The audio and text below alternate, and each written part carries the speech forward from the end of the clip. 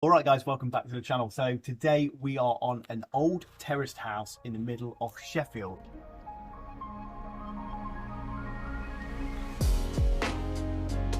Now these houses have been stood since the 1800s, the late 1800s, and over the years they've been patched in with mismatched mortar and a lot of just dodgy brickwork, especially when people have done door replacements, window replacements and installed extractor fans.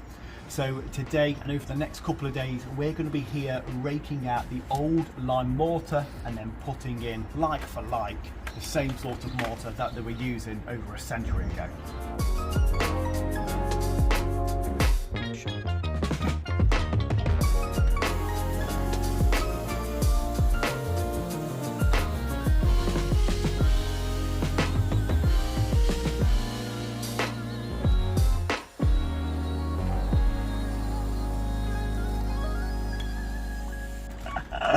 Sound. If we take a look at this old property, we can see just how soft the mortar is. If you come in close, I mean, this is just my finger. Like that is really soft. So it is in dire need to get raked out and repointed. So one of the reasons all the mortar on these houses looks black and stained and things like that is because Sheffield used to be a massive key role in the Industrial Revolution of England. Man, it used to be one of the biggest places that created steel. There was a lot of soot and a lot of coal being burnt. Probably only a couple of miles away from this property, but they did bring in the Clean Air Act like 1950, put a stop to that, but it has stained a lot of the mortar. Not only that, within this mortar there is grit sand, there's lime, there's sand, but there is also a lot of ash and charcoal, and that is just because they had such a surplus of it, and when they were doing all of their mining for the sand and grit sand, it wasn't far from where they were actually making the steel, so a lot of it just got mixed in. So with that all boxed off, what we're going to be doing today is using our favourite grinding out tools to rake out all of this mortar. It shouldn't take long. I mean, man, this gear is coming out really quick. Like I said, dire need. Is it raining? Yeah. Oh, it's raining. Dire need of a rake out and a repoint. So fingers crossed we'll get this done today, and then later on we'll go dropping onto the back wall, but we'll go over that a little bit later.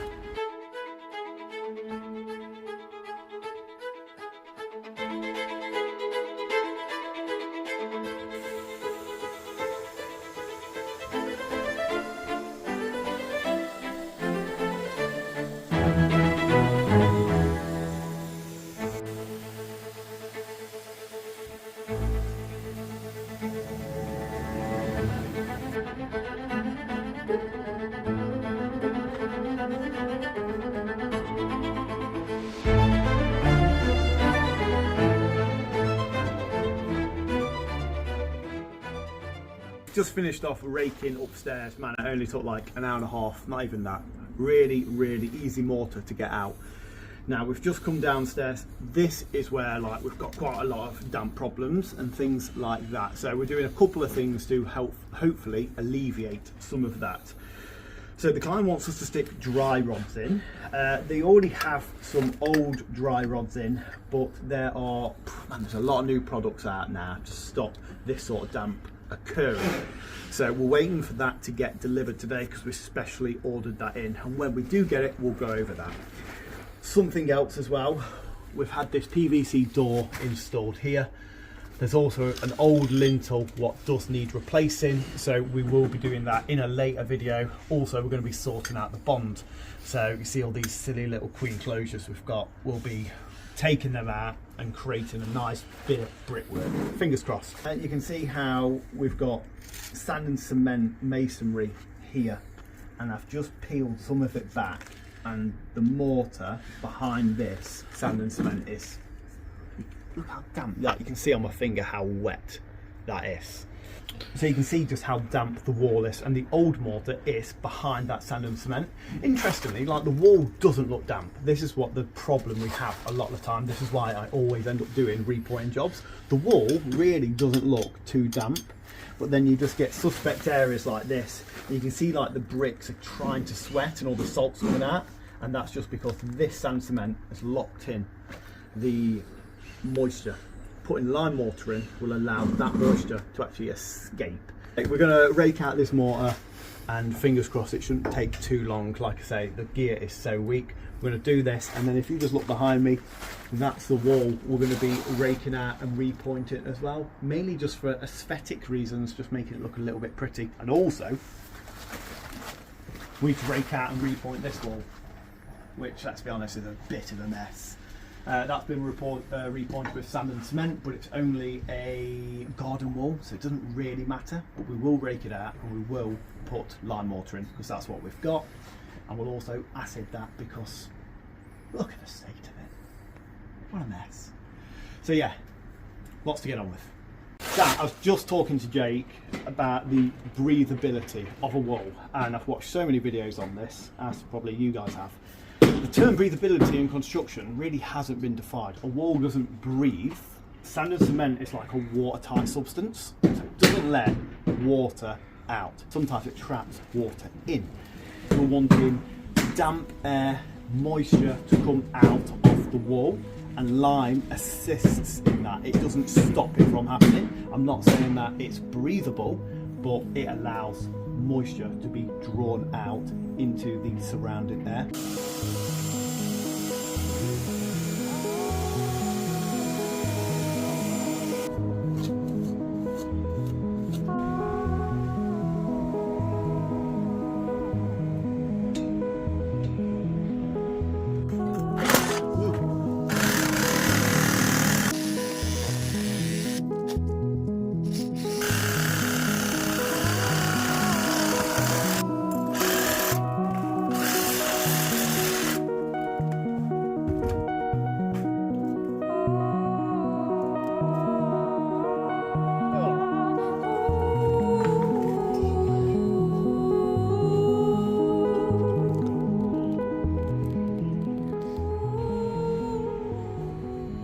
Back on the repointing job again today. Now, we were here yesterday, started getting in the brand new lime mortar, getting it all finished. Just uncovered it because we covered it up with Hessian last night to slow down the curing process. Today I wanted to replace the lintel, but it's a logistical nightmare trying to replace a lintel when I've got this scaffold in my way. So I'm going to drop downstairs right now. There's a load of brick replacements to do, so we need to sort out all the queen closures and turn them into headers, and we need to change some of the full bricks and turn them into 3/4. I'm going to make a start on that right now. Jake's going to continue pointing up this lift of the scaffold, and then it's ready to get dropped, and then we can finally do the lintel replacement a little bit later on. There's also loads pointed to do around the property, so we're going to get proper stuck in today. So every brick we've got here with an X on are the bricks that are going to want to be replaced. So I'm starting pretty much from the bottom. Throwing a mortar mix on, which is just a 4-in-1 lime mortar mix. So I'm going to start rebuilding this back up from the ground all the way up, and I'll probably leave the last few courses up there for when we do the lintel replacement once this blooming scaffold is out the way.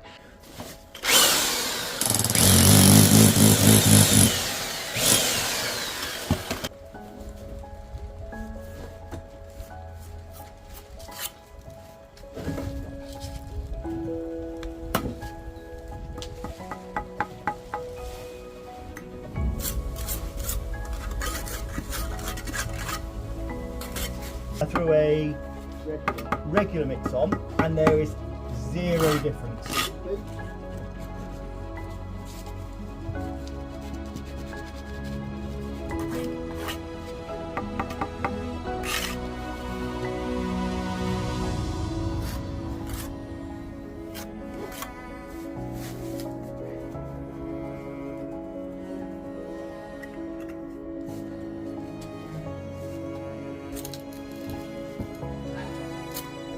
I need to get used to it because yeah, what do you say? But I wasn't wrapping myself. Right, you know, come in.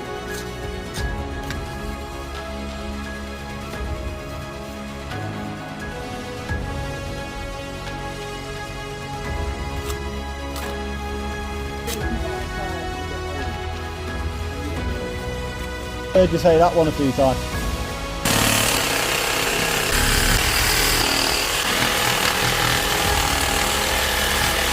So impressed with this. It's the best tool I've got in a long time. Yeah. I don't know why FPS works. I mean, if the gear's hard, it's going to store it. Oh, wow.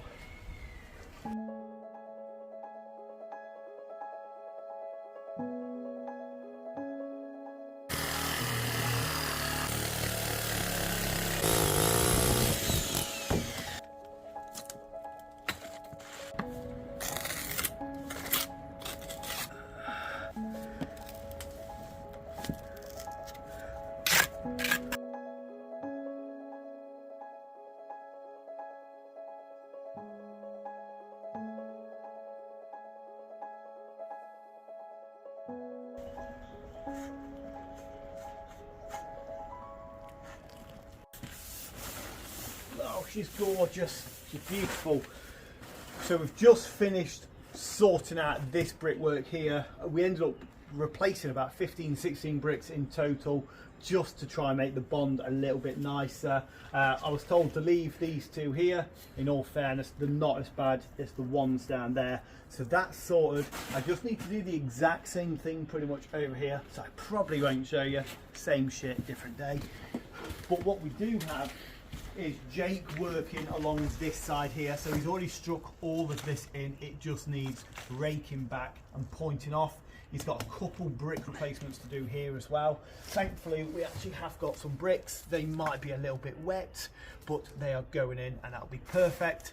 And then we've even been able to just make sure that these little bits here weren't forgotten, because often you see on repointing jobs, these really tight fiddly bits, especially when you can't take these off because all the screws around it off, they get left, and that's something people spot. So really nice little bit of detail here. We are only doing the first 750mm or just under this stone sill here. Reason being, the client doesn't want the full wall doing, just the bottom section. Whether or not we come back in the future and do the entire wall is a different story. I reckon we will. But for now, he's going to strike this off and I'm going to start over there.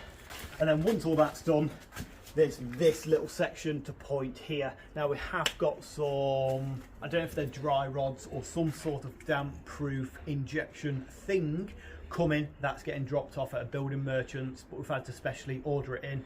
So that'll be in a couple of days. But for now, we're going to carry on blasting and continue doing a beautiful job. So coming close, I said I weren't really going to show you this side, but I thought I would, just to show you the severity of how poor the brickwork is here.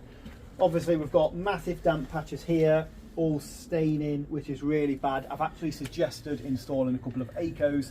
I feel like all the water is actually running towards the house, hence some of the damp problems. Again, back onto the brickwork, it's pretty poor because all they've done is just still saw and put this door in. They've not really thought about bond, which is nothing to do with the window fitters, it's just how it goes sometimes. So I can't really turn lead into gold. This is a perfect example, but I might be able to turn it into silver, so I'm going to have a oh my god. So I'm going to have a go at trying to make this look half right regarding the bond and getting rid of these queen closures. So I'm just going to get stuck on with this now, and I'll come back right at the end once it's done. So, but this is just what it looks like before. Fingers crossed we can make it somewhat a little bit prettier to the eye. What I've ended up doing is actually throwing all the queen closures this side. So you can see a small cut there, just try and break up the bond. And I just noticed how wet all this mortar is. So this is some mortar I've picked up from there. The gloves are nice and dry, but you can see how wet that gear is, and that's not staining from the black, it's staining because it's wet. So I'm actually taking this course out here, and we're gonna, this is just an off cut, but we're gonna put a full length of DPC on this bottom course to hopefully mitigate some of the wet coming up, or some of that rising damp we're seeing here. I think one of the reasons we're getting a lot of damp is because we've got this 4-inch wall or 9-inch wall, whatever it may be, butted straight up to the house. We've got a coping stone here and a flat roof there on the neighbour's side. The flat roof has got an upstand, but I reckon any moisture is actually hitting this coping stone we have got a little overhang, but not much, and you can see how wet and how nailed this side of the wall has been. So any water is hitting this, hitting that, and then hitting this. Everything's connected, so there's no break in the masonry to actually give this wall a bit of chance to dry out. Solution: bigger coping stone. What do you say? Yeah, we're just working it out now. Yeah, we're just trying to figure out probably a bigger coping stone with a bigger overhang, but yeah, either way, we're going to put some tray in, and that will help stop some of this damp coming up. The back wall is actually quite dry, surprisingly, but this one isn't. Oh, that bottom course is actually a little bit wet as well. More investigation is needed here, but we have got, again, some I don't know if they're dry rods, but we've got something coming to help try and dry this out. But by installing a brand new cavity tray, because this wall doesn't have a cavity tray, it will surely help dry out some of the brickwork on the back of this as well. So that's what we're doing. Also, overall, it starts to look a bit more like silver, not lead.